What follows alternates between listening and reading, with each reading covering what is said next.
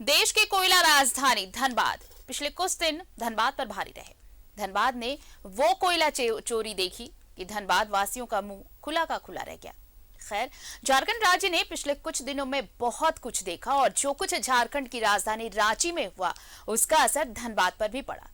कुछ दिन कोयला चोरी बंद रही, लेकिन एक बार फिर से धनबाद एसएसपी की निगहबानी में कोयला चोरी शुरू हो गई है और अब इस कोयला चोरी को रोकने के लिए झारखंड हाई कोर्ट में पीआईएल दर्ज किया गया है। चोरी पर पीआईएल हाई कोर्ट में दर्ज हुई। पीआईएल से रुकेगी कोयला चोरी।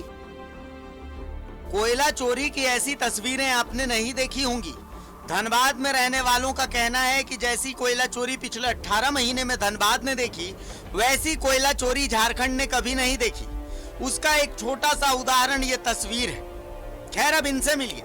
ये है समाजसेवी विजय झा। अगर आप धनबाद से ताल्लुक रखते हैं तो विजय झा को आप जानते जरूर होंगे। विजय झा ने एक पीआईएल झारखंड हाई कोर्ट में दर्ज की। सड़क पर चले जाइए, धनबाद जिला के किसी पंचायत, किसी प्रखंड, प्रमुख शहर हो, सड़क हो या सब्सिडियरी सड़क हो, आपको कोयला जाते हुए दिख जाएंगे।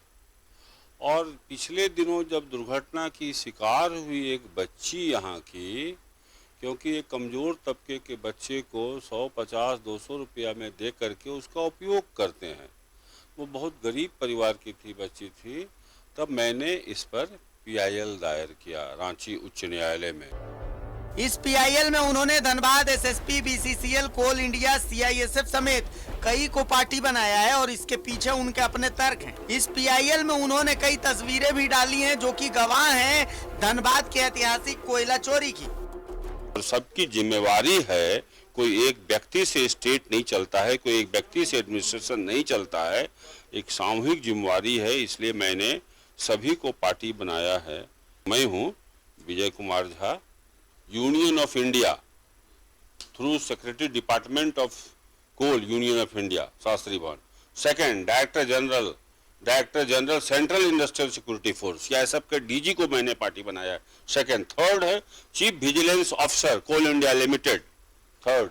फोर्थ है the incharge watch and ward, Bharat coking coal में भी एक कमेटी है जो वॉच एंड वार्ड की भूमिका में है, जो चौकीदार की भूमिका है, मैंने उसको बनाया। पांचवा है the chairman coal India limited, और छठा है द चेयरमैन सीएमडी, सातवां है the director general DIG commandant central Indian force.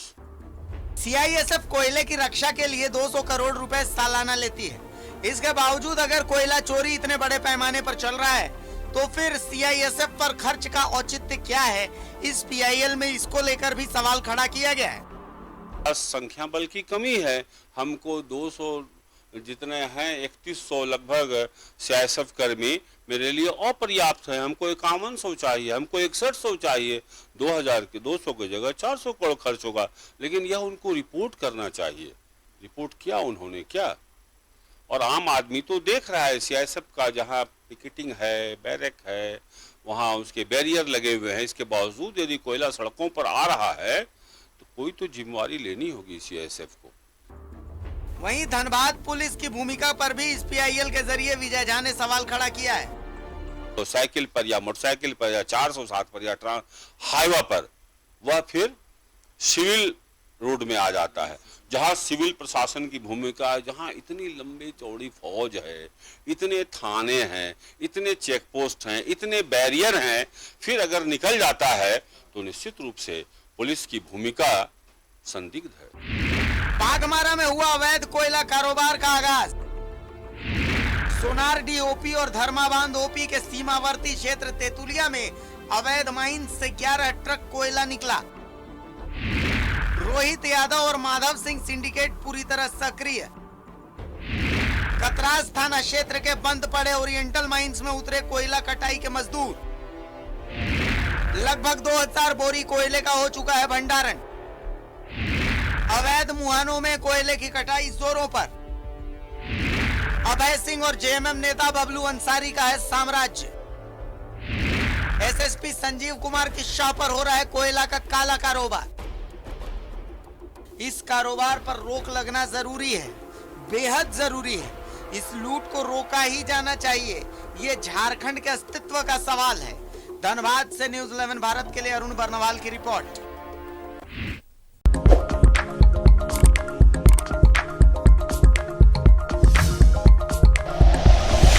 Like and share videos, subscribe करें हमारा चैनल और प्रेस करें बेल आइकॉन। न्यूज़ 11 भारत, सच है तो दिखेगा।